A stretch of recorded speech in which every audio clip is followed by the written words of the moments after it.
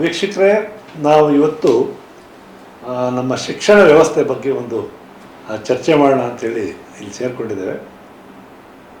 ನಮ್ಮ ಜೊತೆ ಇವತ್ತು ಇಲ್ಲಿ ನಮ್ಮ ವಿಶ್ವಪಥ ಬಳಗದ ಮುಖ್ಯಸ್ಥರಾದಂಥ ಪಿ ಪುರುಷೋತ್ತಮ ಅವರು ಪ್ರೌಢಶಾಲೆಯಲ್ಲಿ, ಸರ್ಕಾರಿ ಪ್ರೌಢಶಾಲೆಯಲ್ಲಿ ಶಿಕ್ಷಕರಾಗಿದ್ದಂಥವರು ಮತ್ತು ಮುಖ್ಯೋಪಾಧ್ಯಾಯರಾಗಿ ಅಪಾರವಾದಂಥ ಸೇವೆ ಸಲ್ಲಿಸಿ ತುಂಬ ಅತ್ಯುತ್ತಮವಾದಂಥ ಶಿಕ್ಷಕ ಅನ್ನುವಂಥ ಹೆಸರನ್ನು ಕಳಿಸಿ ಮತ್ತು ಒಂದು ಶಾಲೆಯನ್ನು ಮಾದರಿ ಶಾಲೆಗೆ ಆಲೂರು ತಾಲೂಕಿನ ಹರಿಹಳ್ಳಿ ಗ್ರಾಮದ ಒಂದು ಪ್ರೌಢಶಾಲೆಯನ್ನು ಇಡೀ ಜಿಲ್ಲೆ ಮಾತ್ರ ಅಲ್ಲ, ಇಡೀ ರಾಜ್ಯದಲ್ಲೇ ಒಂದು ಮಾದರಿ ಶಾಲೆಯಾಗಿ ಅಭಿವೃದ್ಧಿಪಡಿಸಿದಂಥ ಒಂದು ಅತ್ಯುತ್ತಮವಾದಂಥ ಹಿನ್ನೆಲೆ ಉಳ್ಳಂಥವ್ರು.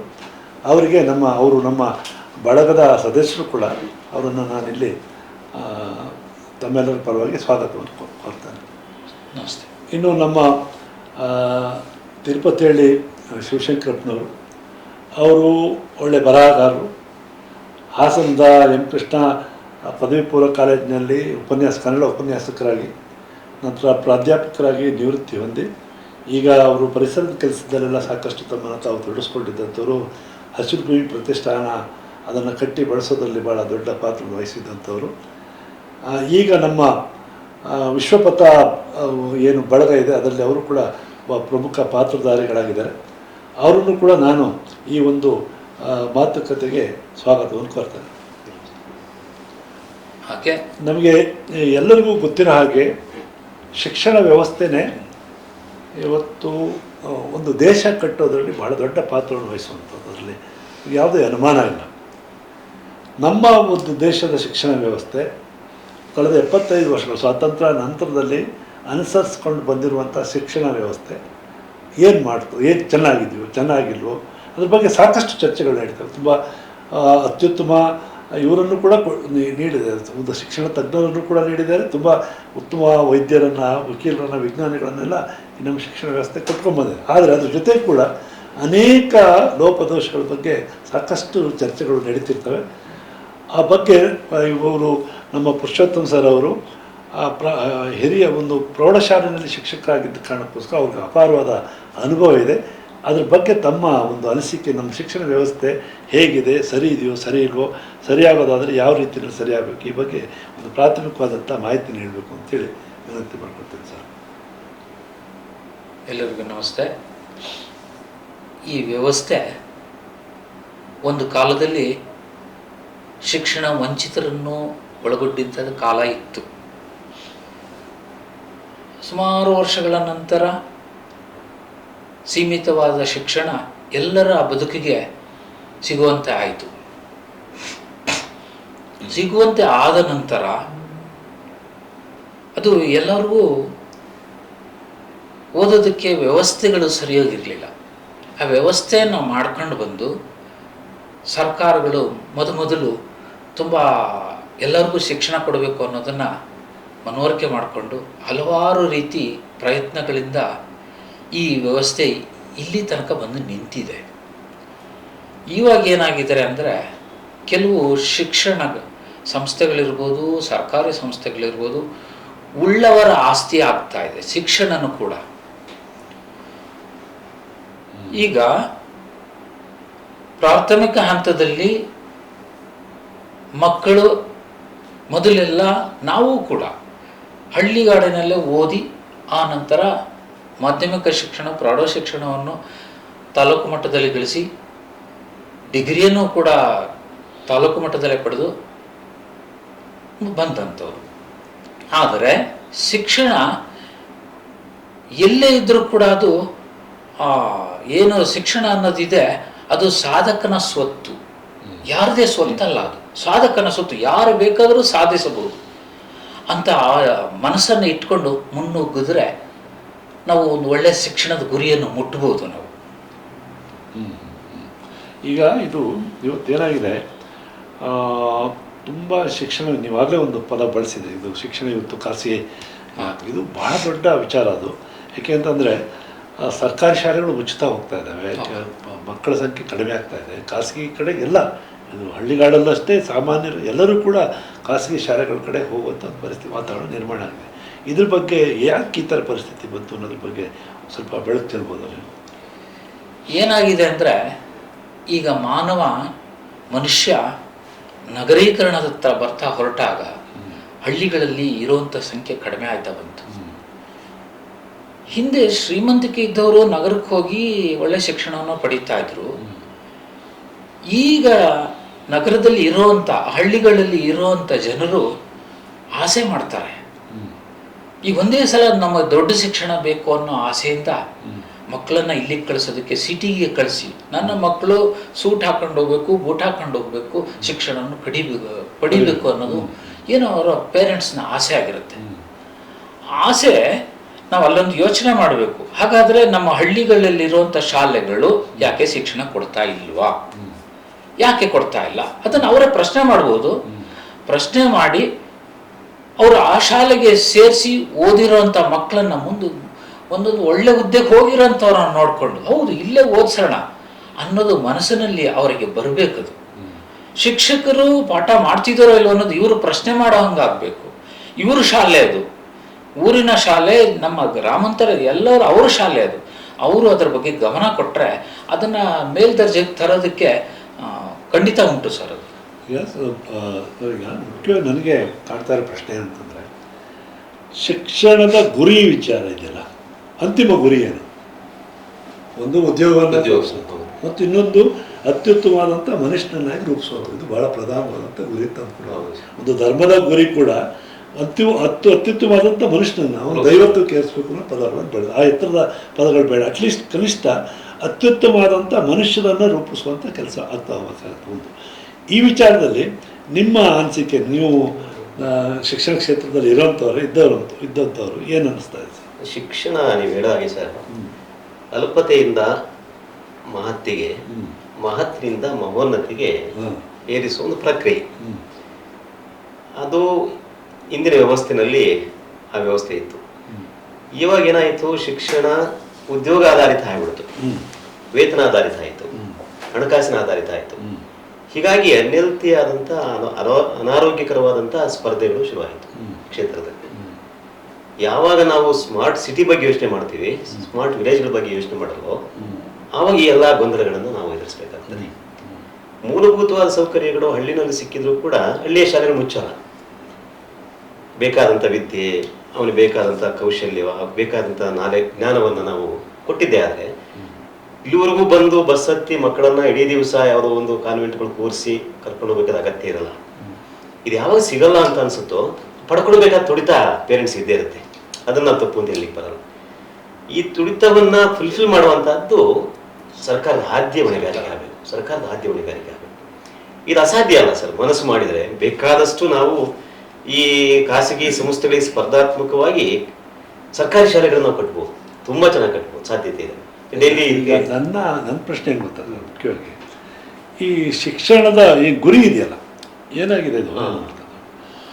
ಈಗ ಒಂದು ಅತ್ಯುತ್ತಮವಾದಂಥ ಮನುಷ್ಯನ ರೂಪಿಸುವಂಥ ಒಂದು, ಇನ್ನೊಂದು ಉದ್ಯೋಗದ ವಿಚಾರದಲ್ಲಿ ಅವನಿಗೆ ತರಬೇತಿ ಕೊಡಿಸುವಂಥದ್ದು. ಈ ನೋಡಿ ನಮ್ಮ ಶಿಕ್ಷಣ ಗುರಿ ಏನು ಮಾಡಿದೆ, ನೀ ಯಾತಕ್ಕೆ ಓದಿಸ್ತಾ ಇದೆಯಾ ನಿಮ್ಮ ಮಗನನ್ನು? ಅವನು ಒಳ್ಳೆ ಲಾಯರ್ ಆಗಬೇಕು, ಒಳ್ಳೆ ಡಾಕ್ಟರ್ ಆಗಬೇಕು, ಒಳ್ಳೆ ಇಂಜಿನಿಯರ್ ಆಗಬೇಕು, ಒಳ್ಳೆ DC ಆಗಬೇಕು, ಇದು ಅಧಿಕಾರಿ ಆಗಬೇಕು. ಅಂದರೆ ಶಿಕ್ಷಣ ನಮ್ಮ ಈಗ ಪ್ರಧಾನವಾಗಿ ಇದು ವ್ಯವಸಾಯ ಪ್ರಧಾನವಾದಂಥ ಹಳ್ಳಿಗಳ ಪ್ರಧಾನ ದೇಶ. ನೀವು ಬಂದು ಭಾಷಣ ಮಾಡೋರು ಅಷ್ಟೇ, ಎಲ್ಲರೂ ಬಂದು ನೀನು ಒಳ್ಳೆ ವೈದ್ಯ ಆಗಬೇಕು, ಒಳ್ಳೆ ಡಾಕ್ಟರ್ ಇಂಜಿನಿಯರ್ ಆಗಬೇಕು, ಒಳ್ಳೆ ಏನಾಗಬೇಕು, ಒಳ್ಳೆ ರೈತ ಆಗಬೇಕು ಅಂತ ಯಾರು ಹೇಳಲ್ಲ. ಒಬ್ಬ ನೇಕಾರ ಕೆಲಸ ಮಾಡ್ತಾವೆ, ಒಳ್ಳೆ ನೇಕಾರ ಆಗಬೇಕು ಅಂತ ಹೇಳಲ್ಲ, ಏನೋ ಹೇಳ. ನೀನು ಅದು ಒಟ್ಟಾರೆ ಏನು ಮಾಡ್ತಾ ಇದೆ, ಈ ಶಿಕ್ಷಣ ನಮ್ಮ ಹಳ್ಳಿಗಳನ್ನ ಬಿಡಿಸುವಂಥ ಕೆಲಸವನ್ನು ಮಾಡ್ತಾ ಇದೆ. ಮತ್ತು ನಮ್ಮ ಮೂಲ ವೃತ್ತಿಗಳ ಬಗ್ಗೆ ಅಗೌರವದಿಂದ ಕಾಣುತ್ತಾರೆ. ಅವನು ಒಬ್ಬ ಕುಂಬಾರನ ಮಗ ಅವನ ತಂದೆಯ ವೃತ್ತಿಯ ಬಗ್ಗೆ ಅಗೌರವದಿಂದ ಕಾಣಬೇಕು. ಯಾಕೆಂದರೆ ಶಾಲೆಯಲ್ಲಿ ಆ ವೃತ್ತಿಗೆ ಸ್ಥಾನ ಇಲ್ಲ, ವ್ಯವಸಾಯಗಾರರಿಗೆ ಸ್ಥಾನ ಇಲ್ಲ. ಇಲ್ಲಿ ಸ್ಥಾನ ಇಂಜಿನಿಯರಿಗಿದೆ, ವೈದ್ಯರಿಗೆ. ಹೀಗಾಗಿ ಏನಾಗುತ್ತೆ, ಪ್ರಧಾನವಾಗಿಯೇ ನಮ್ಮ ಶಿಕ್ಷಣ ಏನು ಮಾಡ್ತಾ ಇದೆ ಅಂತಂದರೆ, ನಾವು ಹಳ್ಳಿ ಹೌದು ಮೂಲ ವೃತ್ತಿಗಳನ್ನು ಬಿಟ್ಟು ಬೇರೆ ಯಾವುದೋ ಶ್ರೇಷ್ಠತೆ, ಅಲ್ಲೊಂದು ಶ್ರೇಷ್ಠವಾದ ಡಾಕ್ಟರ್ ಮಾತ್ರ ಶ್ರೇಷ್ಠ, ಈ ಕಡೆ ತಗೊಂಡು ಹೋಗುವಂಥ ಕೆಲಸ ಮಾಡ್ತಿರೋದ್ರಿಂದ ಇದು ಪ್ರಧಾನವಾಗಿ ಇಲ್ಲೇ ದೋಷ ಇದೆ ಅನ್ನೋದು ನನ್ನ ಖಂಡಿತ ಸರ್. ನಿಮ್ಮ ಒಂದು ಏನು ಆಲೋಚನೆ ಇದೆ ಅದು ಸತ್ಯ. ಅದು ಅದಕ್ಕೆ ನಾವು ಮರಳಬೇಕು ಅಂತ ಹೇಳಿದ್ರೆ ಒಂದು ಜೀವನಾಧಾರಿತ ಶಿಕ್ಷಣ ಒಂದು ಹಂತದವರೆಗೆ ನಮಗೆ ಹೈಸ್ಕೂಲ್ ಸೂಕ್ತವಾದಂತ ಒಂದು ಹಂತ, ಪ್ರೌಢಶಾಲೆ ನಮಗೆ ಸೂಕ್ತವಾದ ಒಂದು 7ನೇ ತರಗತಿಯಿಂದ 12ನೇ ತರಗತಿ ಹೋದ್ರೂ ತೊಂದರೆ ಇಲ್ಲ. ಅಲ್ಲಿ ಆ ಮಗುವಿಗೆ ಬೇಕಾದಂತ ಎಲ್ಲ ಕೌಶಲ್ಯ ಆಧಾರಿತ ಶಿಕ್ಷಣ, ಅವನಿಗೆ ಅಭಿರುಚಿ ಬೇರೆ ಬೇರೆ ಇರ್ಬೋದು, ಅದಕ್ಕೆ ಬೇಕಾದಂಥದ್ದನ್ನು ನಾವು ಇಲ್ಲಿ ಕಲಿಸಿಕೊಟ್ಟಿದ್ದೆ. ಆದರೆ ಆ ಮಗು ಸಮಾಜಕ್ಕೂ ಭಾರ ಆಗಲ್ಲ, ಸರ್ಕಾರಕ್ಕೂ ಭಾರ ಆಗೋದಿಲ್ಲ. ಒಂದು ಹಳ್ಳಿಯ ಒಂದು ಪ್ರೀತಿಯನ್ನು ಉಳಿಸ್ಕೊಂಡು ಅವನು ಹೋಗ್ತಾನೆ. ಅವನಿಗೆ ಈಗ ನಾನು ರತ್ನಮಾನಸ ಸ್ಕೂಲಿಗೆ ಹೋಗಿದ್ದೆ ಸರ್, ಧರ್ಮಸ್ಥಳ. ನಾನು ಜನತಾ ಮಾಧ್ಯಮದಲ್ಲಿ ಒಂದು ಲೇಖನವನ್ನು ಕೂಡ ಬರೆದಿದ್ದೆ. ಅಲ್ಲಿ ಆ ಒಂದು 10th ಪಾಸ್ ಆಗೋದು, 10ನೇ ತರಗತಿ ಪಾಸ್ ಆಗೋ ಒಳಗೆ ಹುಡುಗ ಹೆಚ್ಚು ಕಡಿಮೆ ಒಂದು 2-3 ಲಕ್ಷ ಸಂಪಾದಿಸಿರ್ತಾನೆ. ಅವನ ಮುಂದೆ ಶಿಕ್ಷಣಕ್ಕೆ ಆಗುವಷ್ಟು ಕಲಿಕೆ ಮತ್ತು ಗಳಿಕೆ. ಅವನಿಗೆ ಕೃಷಿ ಜ್ಞಾನ ಇರ್ತದೆ, ವ್ಯಾಪಾರದ ಜ್ಞಾನ ಇರ್ತದೆ, ಹೈನುಗಾರಿಕೆ ಜ್ಞಾನ ಇರ್ತದೆ, ಆಮೇಲೆ ಕೆಲವು ಈ ಮೆಕ್ಯಾನಿಕಲ್ ಕ್ಷೇತ್ರ ಇದೆಯಲ್ಲ ಆ ಜ್ಞಾನವನ್ನು ಕೂಡ ಕಲಿಸ್ಕೊಡ್ತಾರೆ. ನೀವು ಹೇಳೋದು ನಮ್ಮ ಪ್ರೌಢಶಾಲೆನಲ್ಲೇ ಕೌಶಲ್ಯಗಳನ್ನು ಕಲಿಸ್ಕೊಟ್ರೆ ಅವ್ರು ಸಮಾಜಕ್ಕೆ ಯಾವ ಕಾರಣಕ್ಕೂ ಭಾರ ಆಗಲ್ಲ ಸರ್, ಮತ್ತೆ ಜನರಿಂದ ಬೇರ್ಪಡಲ್ಲ, ದೂರ ಆಗಲ್ಲ. ಇದೇ ಈಗ ನೀವು ಹೇಳ್ತಾ ಇರೋದೇ ಬಹಳ ಮಹತ್ವದ ಏನು ಅದನ್ನ ಈಗ ನೋಡಿ, ನಾನು ಬಹಳ ಕಾಲದಿಂದ ಹೇಳ್ತಾ ಬರ್ತಾ ಇದ್ದೆ. ಈಗ LKG UKG 2 ವರ್ಷ ಆಯ್ತು. ಇದು ಪ್ರಾಥಮಿಕ ಶಿಕ್ಷಣ 7 9 ಆಯ್ತು. ಪ್ರೌಢಶಿಕ್ಷಣ 3, 9 ಕಾಲೇಜ್ 3. ಅಲ್ಲಿ ಒಟ್ಟಿಗ ಹೆಚ್ಚು ಕಡಿಮೆ 10 ಪ್ಲಸ್ 12 ಪ್ಲಸ್ ಅಂತ ಕಾಲೇಜ್ ಮುಗಿಸೋಷ್ಟರಲ್ಲಿ ಒಂದು 17 ವರ್ಷಗಳ ಕಾಲ ಶಿಕ್ಷಣ ವ್ಯವಸ್ಥೆಯಲ್ಲಿ ಒಬ್ಬ ವಿದ್ಯಾರ್ಥಿ ಬಂದ. ಅಲ್ಲೇ ತನಕ ಅವನು ಯಾವ ದುಡಿಮೆ ಬೇರೆ ಏನು ಏನು ಅದು 17 ವರ್ಷ ಮಾಡಿದ್ದೇನಂತಂದ್ರೆ ಮುಂದಿನ ಜೀವನಕ್ಕೆ ಬೇಕಾಗಿರುವಂತ ತರಬೇತಿ ಬೇಕಿತ್ತಲ್ಲಿ. ಟ್ರೈನಿಂಗ್ ಅಂದ್ರೆ ಅವ್ನು ಮಾಡ್ತಾ ಇರೋದೇನು ನಮ್ಮ ಅರ್ಥ ನಾವೇನು ಕಲ್ಪಿಸ್ಕೊತೀವಿ, ಅವ್ನು ಮುಂದಿನ ಜೀವನ ಮಾಡೋಕ್ಕೆ ತರಬೇತಿ ಪಡ್ಕೊಳ್ತಿದ್ದಾರೆ. 17 ವರ್ಷ ತರಬೇತಿ ಪಡ್ಕೊಂಡ ಮೇಲೆ ಅವನು ಪಕ್ಕಾ ಒಬ್ಬ ಮನುಷ್ಯನಾಗಿ ಬರ್ಬೇಕಲ್ವ ಆಚೆಗೆ. ಅವ್ನು ಮತ್ತೆ ಬಂದು ತಂದೆ ಹತ್ರ ತಲೆ ಕೇರ್ಕೊಂಡು ಅಪ್ಪ ನನಗೆ ಬಡ್ಡಿ ವ್ಯವಹಾರ ಮಾಡೋಕ್ಕೆ ದುಡ್ಡು ಕೊಡು. 17 years 17 ವರ್ಷ ಅವ್ನು ಬೇರೆ ಏನು ಕೆಲಸ ಮಾಡಿಲ್ಲ. ಅಟ್ ಕನಿಷ್ಠ ನಾವು ನಮ್ಮ ಕಾಲದಲ್ಲಿ ಏನಾಗ್ತದೆ, ಹೋದ ಸಂದರ್ಭದಲ್ಲಿ ನಾವು ಸೌದೆ ತರಕ್ಕೆ ಹೋಗ್ತಿದ್ವಿ, ನೀರು ತರಕ್ಕೆ ಹೋಗಿ ಗಡಿಗಳಿಗೆ ನೀಡಾಕ್ತಾ ಇದ್ವಿ, ದನ ಕಾಯಕ್ಕೆ ಹೋಗ್ತಾ ಇದ್ವಿ, ಹೊಲ್ ತಂದು ಹಾಕ್ತಾ ಇದ್ವಿ. ಹೈಸ್ಕೂಲ್ ನಾವು 3 ಮೈಲಿ ದೂರ ಹೋಗ್ಬೇಕಾದ್ರೂ ಸೊಪ್ಪು ತಂದು ಹಾಕಿ ಹೋಗ್ತಾ ಇದ್ವಿ. ಅಟ್ಲೀಸ್ಟ್ ಕೃಷಿ ಚಟುವಟಿಕೆ ರಜಾ ದಿನಗಳಲ್ಲಿ ಸಹಾಯ ಮಾಡುವಂಥ. ಈಗ ಮಕ್ಕಳಿಗೆ ಬೇರೆ ಏನಿಲ್ಲ, ಓದು ಅಷ್ಟು ಆದ ಮೇಲೆ ಅವನು ಪಕ್ಕಾ ಒಬ್ಬ ನಾಗರಿಕನಾಗಿ ಪಕ್ಕಾ ಜೀವನ ಮಾಡ್ಲಿಕ್ಕೆ ಬೇಕಾದಂತ ಅದು ಸಿಗ್ತಾ ಇದೆಯಾ ಇವತ್ತಿನ ಶಿಕ್ಷಣದಲ್ಲಿ? ಇಲ್ಲ ಸರ್. ಅದು ಏನಾಗಿದೆ ಅಂದರೆ ಸರ್, ಈ ಶಿಕ್ಷಣ ವ್ಯವಸ್ಥೆಯಲ್ಲಿ ಪ್ರಾಥಮಿಕ, ಪ್ರೌಢ, ನೆಕ್ಸ್ಟು ಕಾಲೇಜ್ ಹೊರಟಾಗ್ತದೆ. ಪ್ರಾಥಮಿಕ ಶಾಲೆಯಲ್ಲಿ ಮಕ್ಕಳು ಕೇಳ್ತಾ ಇದ್ದಾರೋ ಇಲ್ವೋ ಅನ್ನೋ ಒಂದು ಕಾಲನೂ ಇತ್ತು. ಈಗಂತ ಶಿಕ್ಷಕರಿಲ್ಲ, ಒಳ್ಳೊಳ್ಳೆ ಶಿಕ್ಷಕರಿದ್ದಾರೆ ಅಲ್ಲೂ ಕೂಡ. ಅದನ್ನು ನಾವು ಬಳಕೆ ಮಾಡ್ಕೋಬೇಕು. ನಮ್ಮ ಪೋಷಕರು ಕೂಡ ಅದರ ಬಗ್ಗೆ ಗಮನ ಹರಿಸ್ಬೇಕು. ಇಲ್ಲಿ ಏನಾಗುತ್ತೆ ಅಂದರೆ, ಪ್ರಾಥಮಿಕ ಶಾಲೆಯಲ್ಲಿ ಮಕ್ಕಳು ಅರ್ಥ ಮಾಡ್ಕೊಂಡಿದ್ದಾರೋ ಇಲ್ಲ ಅನ್ನೋದು ಗೊತ್ತಾಗದೇ ಇದ್ರು ಒಂದು ಕಡೆ. ಕಾಲೇಜಿನಲ್ಲಿ ಆ ಮಕ್ಕಳು ಪ್ರೌಢಾವಸ್ಥೆ ಮೀರಿ ಮುಂದಕ್ಕೆ ಹೋಗಿರ್ತಾರೆ. ಅವ್ರು ಕೂತ್ಕೊಂಡು ಕೇಳ್ತಿದ್ದಾರೋ ಇಲ್ವೋ, ಅವ್ರು ಕೇಳಿ ಆ ಮುಂದಿನ ಬಾಗಿಲಲ್ಲಿ ಬಂದು ಹಿಂದಿನ ಬಾಗಿಲಲ್ಲಿ ಹೋಗೋರು ಇದ್ದಾರೆ. ಆದರೆ ಪ್ರೌಢಾವಸ್ಥೆಯಲ್ಲಿ ಕೊಡುವಂಥ ಶಿಕ್ಷಣನೇ ಜೀವನದಲ್ಲಿ ಮೌಲ್ಯ ಪಡೆಯುವಂಥ ಶಿಕ್ಷಣ. ಯಾಕೆಂದ್ರೆ ಅಲ್ಲಿ ಶಿಕ್ಷಣವನ್ನು ಕೊಡಬೇಕಾದರೆ ಅವನ ಜ್ಞಾನಕ್ಕೆ ಅನುಸಾರವಾಗಿ ಜೀವನದ ಶಿಕ್ಷಣ ಅಲ್ಲಿಂದಲೇ ಶುರುವಾದರೆ ಅವನು ಒಂದು ಹಂತಕ್ಕೆ ಬರ್ತಾ ಇರ್ತಾನೆ. ಯಾಕೆಂದ್ರೆ ನೀವಾಗಲೇ ಹೇಳಿದ್ರಿ, ನಮ್ಮ ರೈತರು ಮಾಡುವಂಥ ಕೆಲಸ ಮಾಡೋಕ್ಕಾಗಲ್ಲ. ಈಗ ಒಬ್ಬ ಡಿಗ್ರಿ ಮಾಡ್ಬಿಟ್ಟ ಅಂದರೆ, ಡಿಗ್ರಿ ಮಾಡಿದ ನಂತರ ಅವನು ಹಳ್ಳಿಗೆ ಬರಲ್ಲ. ಯಾವುದೋ ಒಂದು ಡಿಗ್ರಿ ಮಾಡಿದ್ದೀನಿ ನಾನು ಅಂತ ಅವನ ಮನಸ್ಸಲ್ಲಿ ಒಂದಿರುತ್ತೆ ವಿನ ಹಳ್ಳಿಗೆ ಬರಕ್ ಜ್ಞಾನವೂ ಇಲ್ಲ ಅವನಿಗೆ. ಹಳ್ಳಿಗೆ ತಂದೆ ಸಹಾಯ ಮಾಡುವಂತ ಯಾವ ಕೆಲಸ ಇಲ್ಲ, ಮಾಡಲ್ಲ. ಅವನಿಗೆ ಆ ಪ್ರೌಢಾವಸ್ಥೆಯಲ್ಲೇನೆ, ಪ್ರೌಢ ಶಿಕ್ಷಣದಲ್ಲೇ ನೀನು ಮೆಕ್ಯಾನಿಕ್ ತರಬೇತಿ ತಗೊಳ್ತೀಯಾ ಮಾಡು, ಎಲೆಕ್ಟ್ರಿಕ್ ತರಬೇತಿ ತಗೊಳ್ತೀಯಾ ಮಾಡು, ಕುಂಬಾರಿಕೆ ಮಾಡ್ತೀಯಾ ಮಾಡು, ಅಥವಾ ಇನ್ನೊಂದು ಮಾಡ್ತೀಯಾ, ಅವನು ಏನು ಬಯಸ್ತಾನೆ ಅದನ್ನ ಕೊಟ್ರೆ ಅವನು ಡಿಗ್ರಿ ಮಾಡಿದ್ರು ಕೂಡ ಒಂದು ಕಸಬನ್ನ ಕಲ್ತಿರ್ತಾನೆ. ಆ ಕಸಬನ್ನ ಮುಂದುವರ್ಸ್ಕೊಂಡು ಹೋಗುವಂತ ಆಸಕ್ತಿ ಅವನಿಗಿರುತ್ತೆ. ಇವಾಗ ಏನು ಕಲಿಯೋದಕ್ಕೆ ಸಾಕಷ್ಟು ಇದೆ ಸರ್. ಕಂಪ್ಯೂಟರ್ ತರಬೇತಿ ಇದೆ. ಸೊ ಇಲ್ಲಿ ಕ್ಯಾಮ್ರಾದಲ್ಲಿ ಕೆಲಸ ಮಾಡ್ಬೋದು, ಇನ್ನೊಂದು ಮಾಡ್ಬೋದು. ಇಂಥದನ್ನ ನಾವು ಅವ್ರಿಗೆ ಶಿಕ್ಷಣ ಪ್ರೌಢಾವಸ್ಥೆಯಲ್ಲೇ ಕೊಟ್ರೆ ಅದು ಬದಲಾವಣೆ ತರೋದಕ್ಕೆ ಒಂದು ಅವಕಾಶ ಇದೆ. ಈಗ ಬೇರೆ ದೇಶಗಳಲ್ಲಿ ಯುರೋಪ್ ಅಂತ ಪ್ರೌಢ ಶಿಕ್ಷಣ ಅನ್ನುವಂಥದ್ದು 12ನೇ ತರಗತಿ. 12ನೇ ತರಗತಿ ಹೌದಿದೆ. 12ನೇ ತನಕ. ಇವನ್ ಅಮೇರಿಕಾದಲ್ಲೂ ಕೂಡ ಅಷ್ಟೇ ಪ್ರೌಢ ಶಿಕ್ಷಣ 12ನೇ ತರಗತಿ ತನಕ. ಅಲ್ಲಿ ಸಾಮಾನ್ಯ ಯುರೋಪಲ್ಲ ದೇಶಗಳಲ್ಲಿ ಬಹಳ ದೇಶಗಳಲ್ಲಿ ಪ್ರೌಢಶಾಲೆ ಹೊತ್ತಿಗೆನೆ ಕನಿಷ್ಠ ಒಂದು 15 ಕೌಶಲ್ಯಗಳಲ್ಲಿ ತರಬೇತಿ ಇರುತ್ತೆ. ಅವನು ಇಟ್ಟಿಗೆ ಕೊಯ್ಯೋದಿರ್ಬೋದು. ಈಗ ನಮ್ಮ ದೇಶಕ್ಕೆ ಪೂರಕವಾದ ನಾವು ಹೇಳ್ತಾ ಹೋಗ್ಬೋದು, ಹಳ್ಳಿಗೆ ವಾಪಸ್ ಹೋಗ್ತಾನ ಅವನಿಗೆ ಗೊಬ್ಬರ ಮಾಡೋಕ್ಕೆ ಗೊತ್ತಿರಬೇಕು. ಸಾವಯವ ಗೊಬ್ಬರ ಅಂದರೆ ಏನು, ಎರೆಹುಳು ಗೊಬ್ಬರ ಅಂದರೆ ಏನು, ಜೀವಾಮೃತ ಅಂದರೆ ಏನು, ಅವನು ಕಸಿ ಕಟ್ಟ ವಿಚಾರ, ಈ ಥರ ಬೇಸಿಕ್. ಅವನು ಒಂದು ಇಸ್ತ್ರಿ ಪೆಟ್ಟಿಗೆನ ಅವ್ನು ಸಣ್ಣ ಹೈಸ್ಕೂಲ್ ಮಟ್ಟದಲ್ಲೇ ಇಸ್ತ್ರಿ ಪೆಟ್ಟಿಗೆ ರಿಪೇರಿ ಮಾಡಿ ಕಲಿಸಿ, ಅವನಿಗೆ ಮೊಬೈಲ್ ರಿಪೇರಿ ಮಾಡಿ ಕಲಿಸಿ. ಈ ಥರ ಜೀವನಕ್ಕೆ ಸಂಬಂಧಪಟ್ಟಿದ್ದೆಲ್ಲವನ್ನು ಕೂಡ ಒಂದು ಪಾರ್ಟ್ ಆಫ್ ಎಜುಕೇಶನ್, ಶಿಕ್ಷಣದ ಒಂದು ಭಾಗ ಆಗುತ್ತೆ. ಇರೋ ಸಿಲೆಬಸ್ ಜೊತೆನಲ್ಲಿ ಅದನ್ನ ಅದು ಭಾಗ ಆಗಬೇಕು. ಅಂದರು ಅವ್ನು ಕನಿಷ್ಠ ಅಲ್ಲಿ ಈವನ್ ಪಾರ್ಟ್ ಮೇಕಿಂಗ್ ಎಲ್ಲವೂ ಜೀವನಕ್ಕೆ ಸಂಬಂಧಪಟ್ಟಂಥವು. ಬೇರೆ ದೇಶಗಳಿಗೆ ಅಮೆರಿಕದಲ್ಲೂ ಕೂಡ ಉನ್ನತ ಶಿಕ್ಷಣಕ್ಕೆ ತುಂಬ ಭಾಳ ಕಾಸ್ಟ್ಲಿ ಕೂಡ ಸಿಕ್ಕಾಪಟ್ಟೆ ಖರ್ಚಾಗುತ್ತಂತೆ.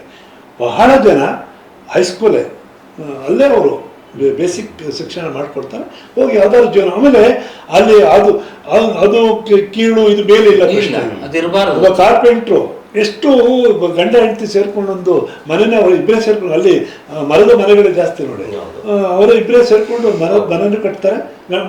ಆನಂದವಾಗಿ ಸಂತೋಷವಾಗಿ ಪೇಂಟ್ ಮಾಡ್ತಿರ್ತಾರೆ, ಸಂತೋಷ ಮಾಡ್ತಿರ್ತಾರೆ. ಅವನೇನದು ಕೀಳು ಅಂತ ಹೇಳ್ಕೊಂಡು. ನಮ್ಮಲ್ಲಿ ಏನಾಗಿದೆ, ಈ ಜಾತಿ ಪದ್ಧತಿ ಏನು ಬಂತು ಅದೇ ಜಾತಿ ಪದ್ಧತಿನ ನಮ್ಮ ಶಿಕ್ಷಣದಲ್ಲೂ ಮುಂದುವರ್ಸ್ಕೊಂಡು ಬರ್ತಾ ಇದ್ದೀವಿ ನಾವು.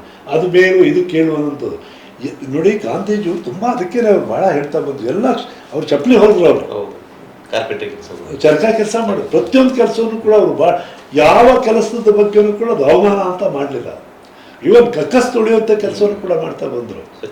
ನಾವು ತಾರತಮ್ಯ ಮಾಡಿ ಇವತ್ತು ಎಂಥ ದೌರ್ಭಾಗ್ಯ ಅಂತಂದ್ರೆ, ಶಾಲೆ ಮಕ್ಕಳು ಕೈ ಟಾಯ್ಲೆಟ್ ತೊಳಿಸ್ತಾರಂತೆ, ಕಸ ಗುಡಿಸ್ತಾರೆ. ಜೀವನ ಇದೆಯಾ ಸರ್? ನಾವು ಟಿ ವಿಯವರೆಲ್ಲ ಕಸ ಗುಡಿಸ್ತಾ ಇದ್ರೆ ಮಕ್ಕಳನ್ನ ಏನು ನಾನ್ಸೆನ್ಸ್ ಥರ ಮಾಡ್ತಾ ಬರ್ತಾರೆ. ಹಂಗಾಗಿ ಈ ಬೇಸಿಕ್ ನಾನು ಅಂದ್ಕೊಳ್ಳೋದು ಏನು ಸ್ವಲ್ಪ ಕಂಟೆಂಟ್ ಇದೆಯಲ್ಲ, ನಮ್ಮ ಶಿಕ್ಷಣದ ಕಂಟೆಂಟ್. ನೀವು ಮ್ಯಾಥಮೆಟಿಕ್ಸ್ ಮಾರ್ಕ್ಸ್ ಕೊಡ್ತೀರಿ, ಸೈನ್ಸಿಗೆ ಮಾರ್ಕ್ಸ್ ಕೊಡ್ತೀರಿ, ಅದೇ ಥರ ನಿಮ್ಮ ಕೌಶಲ್ಯಗಳಿಗೂ ಕೂಡ ಒಂದು ಚರಕದಲ್ಲಿ ನೂಲು ತೆಗಿತಾನ ಭಾಳ ಬೇಸಿಕ್ ಆದಂಥ ವಿಚಾರ. ಅದಕ್ಕೆ ಅಂಕ ಇಡಿ. ನಾವು ಹೈಸ್ಕೂಲ್ ಬರೋಷ್ಟಲ್ಲ ಅವನು ಒಂದು ತನ್ನ ಬಟ್ಟೆನ ತಾನೇ ನೂಲ್ಕೊಳ್ತಾನೆ, ಬಟ್ಟೆ ಅವಶ್ಯಕತೆ ಇರೋಷ್ಟು. ಏಕೆಂದರೆ ಅದು ಒಂದು ಸ್ವಾವಲಂಬಿ ಆಗ್ತಾ ಹೊರಟೋಗುತ್ತೆ. ಅವನಿಗೆ ಬೇರೆ ಬೇರೆ ಕಡೆ ಗಮನವನ್ನು ಹೋಗೋದ್ರ ಬದಲು ಅವನು ಒಂದು ಕೌಶಲ್ಯ ಅವನು ಎಲ್ಲರೂ ಬದುಕ್ತಾನೆ. ಈ ಥರ ಕೌಶಲ್ಯ ಇದ್ದವನು ಆಮೇಲೆ ಅವನು ಕಾಲೇಜ್ ಶಿಕ್ಷಣ ಉನ್ನತ, ಅವನು ವಿಜ್ಞಾನಿ ಆಗಬೇಕು ಅಂತಾನೋ ಡಾಕ್ಟರ್ ಆಮೇಲೆ ಹೋಗ್ಲಿ, ಅವನು ಕಲ್ತಿರ್ಲಿ, ಅದನ್ನ ಬೇಸಿಕ್ ವಿಚಾರ ಕಲ್ತಿರ್ಬೇಕು ಅವನು.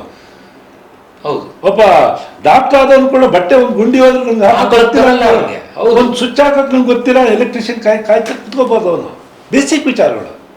ಒಂದು ಸಣ್ಣ ಇದು ಬಂತು ಅಂತಂದು ಗೊತ್ತಿಲ್ಲ, ಅವ್ನ ಕರಿ ಎಲೆಕ್ಟ್ರಿಷಿಯನ್ ಕರಿ ಇನ್ನೊಂದು ಕರಿ ಇಲ್ಲ. ಬೇಸಿಕ್ ಭಾಳ ಮೂಲಭೂತವಾದ ಜೀವನಕ್ಕೆ ಸಂಬಂಧಪಟ್ಟಂಥ ವಿಚಾರಗಳನ್ನು ನಮ್ಮ ಶಿಕ್ಷಣದಲ್ಲಿ ಅಳವಡಿಸ್ತಾ ಇರುವಂಥದ್ದು ಭಾಳ ದೊಡ್ಡ ದೋಷ ಅನ್ನೋದು ನನ್ನ ಗಟ್ಟಿಯಾದ ಅನಿಸಿಕೆ. ನನಗೆ ಸಹ ಯಾಕೆ ಗೊತ್ತಾ ನಾನು ಇದನ್ನು ಹೇಳ್ತಾ ಇದ್ದೀನಿ. ನಾನು ಬಾಟ್ನಿ ಝುವಾಲಜಿ ಕೆಮಿಸ್ಟ್ರಿ ತೊಗೊಂಡು botany zoology major subject, chemistry minor subject ಅಂತ. ಈಗ ಝುವಾಲಜಿ ಸಬ್ಜೆಕ್ಟ್ ಜೀವಶಾಸ್ತ್ರ 3 ವರ್ಷಗಳು ಓದಿದ್ದೀನಿ. ದೊಡ್ಡ ಇವ್ರನ್ನೆಲ್ಲ ರೆಕಾರ್ಡ್ಗಳನ್ನು ಮಾಡಿ, ಚಿತ್ರ ಬರೆದು ಎಲ್ಲ ಮಾಡಿ, ಡಿಸೆಕ್ಷನ್ ಮಾಡಿದೆ, ಕಪ್ಪೆ ಕೊಯ್ದೆ, ಇದು ಎರೆಹುಳು ಕತ್ತರಿಸಿದೆ, ಜಿರಳೆ ಕತ್ತರಿಸಿದೆ, ಎಲ್ಲ ಮಾಡಿ. ಬಟ್ ಜೀವನಕ್ಕೆ ಕೊಡಲಿಲ್ಲ. ಅದು ಏನೇನೋ ಇಷ್ಟಿಷ್ಟು ಕಂತೆ ಓದಿಸಿದ್ದಾರೆ ಅಂತ ಇಟ್ಕೊಳ್ಳಿ. ಮಾರ್ಕ್ಸ್ ಅದರಿಂದ ಆಚೆ ಬಂದಮೇಲೆ ಒಂದು ವಾಕ್ಯ ಕೂಡ ನನ್ನ ಜೀವನಕ್ಕೆ ಅಳವಡಿಸೋದು ಸೇರಲ್ಲ. ಜೀವನ ತಗೊಂಡಾಗ ಏನು ಮಾಡೋಣ, ಕಡಿಮೆ ಏನಾದ್ರು ಓದಬೇಕಿದ್ರೆ, ಆದರೆ ನಿನಗೆ ಅದೇನಾದ್ರು ಹೆಲ್ಪ್ ಆಗ್ಬೇಕು ನೀವು ಅಲ್ವಾ. ಆ ಪ್ರೌಢಾವಸ್ಥೆಯಲ್ಲಿ ಜೀವನ ಶಿಕ್ಷಣದ ಮೌಲ್ಯವನ್ನು ತಿಳಿಸ್ಕೊಡ್ತಾ ಅದನ್ನು ಜಾರಿಗೆ ತಂದ್ರೆ ಒಂದು 4 ಕಾಸನ್ನು ದುಡಿಯುವಂತ ಶಕ್ತಿ. ಹಾಗಾಗಿ ಇದು ಈ ವ್ಯವಸ್ಥೆ ಒಳಗೆ ಸರ್, ಈ ಔಪಚಾರಿಕ ಶಿಕ್ಷಣದ ಜೊತೆಗೆ ನೀವು ಹೇಳಿದ್ರಲ್ಲ, ಈಗ ಒಂದು ಚರ್ಕ ಒಂದು ತರಬೇತಿ ಆದ್ರೆ ಅವನಿಗೆ ಒಂದು ವಿಶೇಷವಾದ ಅಂಕಗಳಿರಲಿ, ಅಥವಾ ಒಂದು ವಿಶೇಷವಾದ ಅಂಕಗಳಿರಲಿ, ಈ ತರದ್ದು ಪ್ರಾಕ್ಟಿಕಲ್ ಸಾವಯವ ಗೊಬ್ಬರ ವಿಶೇಷವಾದ ಅಂಕಗಳಿರಲಿ. ಗಿಡ ಬೆಳೆಸಿದ್ರೆ ಅವಾಗ ಏನಾಗುತ್ತೆ, ಎರಡನ್ನೂ ನಾವು ಸೈಮಲ್ಟೇನಿಯಸ್ ತೆಗೆದುಕೊಂಡು ಹೋಗಿ ಸಾಧ್ಯ ಆಗುತ್ತೆ. ಇದು ಒಂದನೇ ಮಾಡ್ತೀವಿ ಅಂತ ಹೇಳಿದಾಗ ಏನಾಗುತ್ತೆ ಅಂದ್ರೆ, ನಾವು ಸ್ವಲ್ಪ ಈ ಸಾಮಾಜಿಕವಾಗಿ ಕೆಲವು ಮುಂದೇನು ಬದುಕು ಅನ್ನೋ ಪ್ರಶ್ನೆ ಕೆಲವು ಕಾಡ್ತಾ ಇರೋದ್ರಿಂದ ಇದು ಒಳ್ಳೆ ಕೊಟ್ಟಿದೆ. ಈ ತರದ್ದು ಅವನಿಗೆ ವಿಶೇಷವಾದ ಜ್ಞಾನಕ್ಕೆ ವಿಶೇಷವಾದ ಮನ್ನಣೆ, ಅದನ್ನ ಪರೀಕ್ಷಾ ಅಂಕಗಳಿಗೆ ನಾವು ಜೋಡಿಸಿ ಅವನ ರ್ಯಾಂಕ್ ಅನ್ನ ಅಥವಾ ಅವನ ಶ್ರೇಣಿಯನ್ನು ಅಳೆಯುವಂಗಾದ್ರೆ ಆವಾಗ ಜೀವನದ ಆಸಕ್ತಿ ಒಂದು ತುಂಬಾ ಯಾಕೆ ಬಹಳ ಮುಖ್ಯವಾದ ಗೊತ್ತಾ ಸರ್. ಈಗ ನೋಡಿ, ನಾವೀಗ ನಮ್ಮ ಶಿಕ್ಷಣದಲ್ಲಿ ಏನಾಗುತ್ತೆ, ಎಲ್ಲರೂ ಕೂಡ ಡಾಕ್ಟರ್ ಆಗಬೇಕು, ಇಂಜಿನಿಯರ್ ಆಗಬೇಕು, ಉಪನ್ಯಾಸಕ ಆಗಬೇಕು, ಈ ಥರದ್ದು ಬೆಳೆಸ್ಕೊಂಡ್ಬಿಟ್ಟಿದೀವಿ. ಈಗ ಒಟ್ಟು 1,00,000 ವಿದ್ಯಾರ್ಥಿಗಳು ಪಾಸ್ ಆಗ್ಬೋದು ಅಂತ ಡಿಗ್ರಿ ಮಾಡ್ಕೊಂಡು ಬಂದರು ಅಂತ ಇಟ್ಕೊಳ್ಳಿ. ಅದು ಇರೋ ಹುದ್ದೆ ಎಷ್ಟು? ಒಂದು 5,000 ಇರ್ಬೋದು, ಅಥವಾ ಹೆಚ್ಚು ಒಂದು 10,000 ಇದ್ದಾರೆ ಅಂತ ಇಟ್ಕೊಳ್ಳಿ ಆ ಹುದ್ದೆಗಳು. ಇನ್ನು 90,000 ಉಳಿತಾರಲ್ಲ, ಅವ್ರೇನಾಗಬೇಕು? ಅವ್ರ ಬದುಕು ಅವ್ರನ್ನ ದೃಷ್ಟಿ ಇಟ್ಕೊಂಡು ಶಿಕ್ಷಣ ಇರಬೇಕಲ್ಲ. ಅವನು ತಹಸೀಲ್ದಾರ್ ಆಗಲಿಲ್ಲ, ಅವನು ಕ್ಲರ್ಕ್ ಆಗಲಿಲ್ಲ, ಅವನು ಡಾಕ್ಟರ್ ಆಗಲಿಲ್ಲ, ಇಂಜಿನಿಯರ್ ಆಗಲಿಲ್ಲ ಅಂತ ಇಟ್ಕೊಳ್ಳಿ. ಅವರು ಅದನ್ನ ಆಚೆ ಉಳ್ಕೊಂಡ್ರಲ್ಲ, ಅವ್ರಿಗೆ ಏನಾದ್ರು ಬೇಕು, ತುಂಬಾ ಬೇಕು, ಅದು ಅಗತ್ಯ. ಅದು ಅವ್ರು ಏನಾಗ್ತಾ ಇದ್ದಾರೆ ಅಂತಂದ್ರೆ, ಅವ್ನು ಏನು ಮಾಡಿದಾನೆ ಹೋಗಿ ಇವತ್ತು ಬಹುರಾಷ್ಟ್ರೀಯ ಕಂಪನಿಗಳಿಗೆ ಅವನು ಹೋಗಿ ಬ್ಯಾಗ್ ನೇತಾಕೊಂಡು ಸೇಲ್ಸ್ಮ್ಯಾನ್ ಆಗ್ತಾ ಇದ್ದಾರೆ. MA ಮಾಡ್ಕೊಂಡಿತ್ತು ಕಾನ್ಸ್ಟೇಬಲ್ ಆಗಿರುವಂಥ ಸಂಬಂಧ ಇಲ್ಲ, ಓದಿದ್ದಕ್ಕೂ ಇಲ್ಲ ಇದಕ್ಕೂ ಸಂಬಂಧ ಇಲ್ಲದಂಥ ಪರಿಸ್ಥಿತಿ ಕೂಡ. ಅದಕ್ಕೆ ಈ ಬಗ್ಗೆ ತುಂಬ, ಏಕೆಂದರೆ ಶಿಕ್ಷಣವೇ ಪ್ರಧಾನವಾಗಿ ದೇಶವನ್ನು ಕಟ್ಟಲಿಕ್ಕೆ ಪಾತ್ರ ವಹಿಸುವಂಥದ್ದು. ಅದಕ್ಕೋಸ್ಕರ ಇದು ಮೂಲಭೂತವಾಗಿ ಇದ್ರ ಬಗ್ಗೆ ಒಂದು ದೊಡ್ಡ ಚರ್ಚೆ ಆಗಬೇಕಾಗಿದೆ. ನಾವು ಆ ಥರದ್ದು ಒಂದು ಚರ್ಚೆಯನ್ನು ನಮ್ಮ ವಿಶ್ವಪಥದ ಮುಖಾಂತರ ಆರಂಭಿಸಿದೆ. ಈ ಚರ್ಚೆ ಒಳಗಡೆ ಎಲ್ಲರೂ ಪಾಲ್ಗೊಳ್ತಾ ಹೋಗೋಣ. ಇದು ಏನು ನಾವೇ ಹೇಳಿದ್ದೆ ಪರಮ ಸತ್ಯ ಅಂತಲ್ಲ, ಬೇರೆ ಬೇರೆ ದೃಷ್ಟಿಕೋನ ಕೂಡ ಇರುತ್ತೆ. ಎಲ್ಲರ ಸಲಹೆಯನ್ನು ಪಡ್ಕೊಂಡು ನೀವು ಇನ್ನೊಂದು ಮಾತನ್ನು ಹೇಳ್ತಾರೆ. ನಿಮ್ಮ ಒಂದು ಈ ಬೇರೆ ಖಾಸಗಿ ಶಾಲೆಯವರು 9ನೇ ತರಗತಿ ತನಕ ಇದನ್ನು ಓದಿಸಿ ಆನಂತರ 10ನೇ ತರಗತಿ ಕಡಿಮೆ ಅಂಕ ತಗೊಂಡು ನೀವು ಹೊರಗಡೆ ಮಾತಾಡ್ತಿದ್ರಿ ಬೇರೆ ಸಂದರ್ಭದಲ್ಲಿ. ಅದನ್ನೇ ಹೇಳ್ತೀನಿ ಸರ್. ನಾನು ಹಾಸನದ RC ರೋಡ್ ಬಾಯ್ಸ್ ಕಾಲೇಜಿನಲ್ಲಿ ಗಣಿತ ಶಿಕ್ಷಕನಾಗಿ 10 ವರ್ಷಗಳ ಸೇವೆ ಮಾಡಿದೆ. ಆ ನಡುವೆ ಏನಾಗ್ತಿತ್ತು ಅಂದರೆ, 1ನೇ LKG ಇಂದ 9ನೇ ತರಗತಿ ತನಕ ಖಾಸಗಿ ಶಾಲೆಯಲ್ಲಿ ಓದಿದ ಮಕ್ಕಳು 10ನೇ ತರಗತಿಗೆ ಅವರು ಪಾಸ್ ಆಗಲ್ಲ ಅನ್ನೋಂಥ ಮನಸ್ಥಿತಿಗೆ ಅವರು ಬಂದು, ಮಗು ಪಾಸ್ ಆಗಲ್ಲ ಅನ್ನೋಂಥ ಅವನಿಗೆ ಗೊತ್ತಿಲ್ಲ, ಈ ಟೀಚರ್ಸ್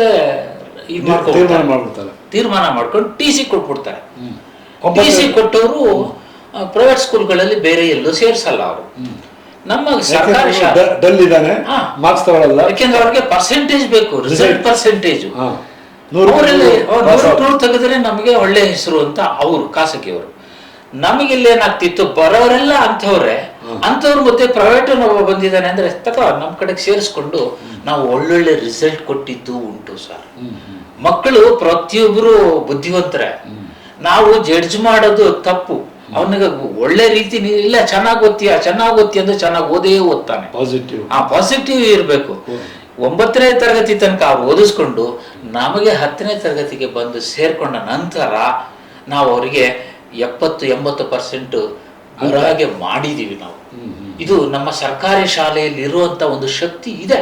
ಒಳ್ಳೆ ಟೀಚರ್ಸ್ ಇದ್ದಾರೆ, ಒಳ್ಳೆ ಪರ್ಸೆಂಟೇಜ್ ತೆಗೆದಂತ ಟೀಚರ್ಸೇ ಪ್ರೈವೇಟ್ ಸರ್ಕಾರಿ ಶಾಲೆಗೆ ಬರುವಂತವ್ರು.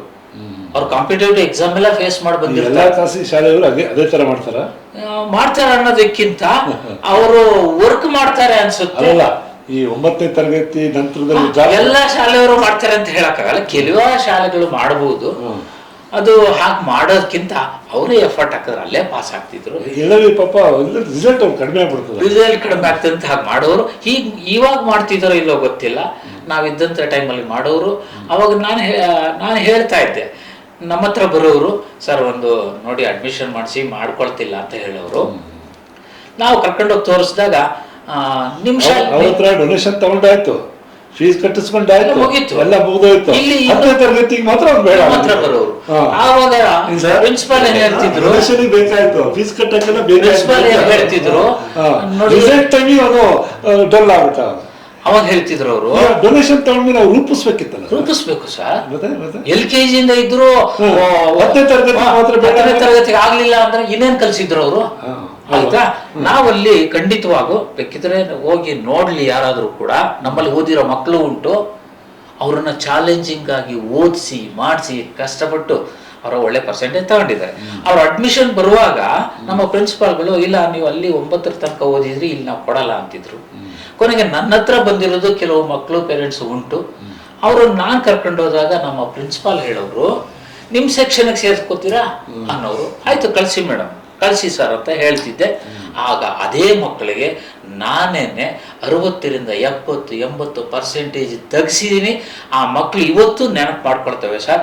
ಹಾಗಾಗಿ ಈ ಖಾಸಗಿ ಶಾಲೆಯವರು ಒಳ್ಳೊಳ್ಳೆ ಶಾಲೆಗಳಿದ್ದಾವೆ, ಆ 9ರ ನಂತರ ಟಿ ಸಿ ಕೊಡೋದನ್ನ ಬಿಟ್ಟು ಬಿಡು. ಈಗ ಬಿಟ್ಟಿದ್ದಾರೆ ಏನೋ ಗೊತ್ತಿಲ್ಲ ನನಗೆ, ಆಗ್ಲೇ ಇದು 10 ವರ್ಷದ ಹಿಂದಿನ ಮಾತು. ಬಹಳ ಒಂದು ಒಳ್ಳೆ ಮಾಹಿತಿ ಕೊಟ್ಟಿದೆ. ಇದು ಶಿಕ್ಷಣಕ್ಕೆ ಸಂಬಂಧಪಟ್ಟಂತೆ ಎಷ್ಟು ಚರ್ಚೆ ಮಾಡಿದ್ರು ಕೂಡ ಬೇಕಾದಷ್ಟಿದೆ ಸರ್. ಮಾಡೋಣ, ಮಾಡೋಣ. ಮುಂದಿನ ನೋಡಿ ಸರ್, ನಮಗೆ ಕೀಳರಿಮೆ ಹೋಗ್ಬೇಕು. ಸರ್ಕಾರಿ ಶಾಲೆಯನ್ನ ಕೀಳರಿಮೆ ಬಿಟ್ರೆ ಎಲ್ಲವೂ ಸರಿ ಹೋಗ್ತವೆ. ಅದೊಂದು. ನೆಕ್ಸ್ಟ್ ನನ್ನ ಇದರಲ್ಲಿ ಮನಸ್ಸಲ್ಲಿರೋದು ಏನು ಅಂದ್ರೆ, ನಾವು ಹಲವಾರು ಕಡೆ ಚರ್ಚೆ ಮಾಡಿದೀವಿ. ಸರ್ಕಾರಿ ನೌಕರಿ ಬೇಕು, ಸರ್ಕಾರಿ ಶಾಲೆ ಯಾಕೆ ಬೇಡ? ಸರ್ಕಾರಿ ನೌಕರರೆಲ್ಲರೂ ಕೂಡ ಮಕ್ಕಳನ್ನ ಸರ್ಕಾರಿ ಶಾಲೆಯಲ್ಲಿ ಓದಿಸಿಯಪ್ಪ, ಕನಿಷ್ಠ ಸರ್ಕಾರಿ ಶಾಲೆಗಳ ಉಳ್ಕೊಳ್ತಾವಾಗ ಅಲ್ಲಿ ಮುಚ್ಚಿತು ಇಲ್ಲಿ ಮುಚ್ಚಿತು ಅನ್ನೋದು ಇರಲ್ಲ. ಸೊ ಈ ಸರ್ಕಾರಿ ಶಾಲೆಯ ಬಗ್ಗೆ ನಮ್ಮೆಲ್ಲರಿಗೂ ಹೆಮ್ಮೆ ಇರಬೇಕು. ನೀವು ನಿಮ್ಮ ಊರಿನ ಶಾಲೆಯನ್ನು ಹೋಗಿ ಕೇಳಿ, ಯಾಕೆ ಮಾಡ್ತಿಲ್ಲ ಅವರು, ಪ್ರಶ್ನೆ ಮಾಡುವಂಥದ್ದಿದೆ. ಹಾಗೆ ನಾವು ಸರ್ಕಾರಿ ಶಾಲೆಯನ್ನು ಯಾವತ್ತೂ ಕೂಡ ಕಡೆಗಣಿಸುವಂಥದ್ದಿಲ್ಲ. ಇಂಥ ಹಲವಾರು ಚರ್ಚೆಗಳ ಮುಂದಿನ ದಿನಗಳಲ್ಲಿ ಮಾಡೋಣ. ಧನ್ಯವಾದಗಳು. ಎಲ್ಲರಿಗೂ ನಮಸ್ಕಾರ ಸರ್. ಓಕೆ.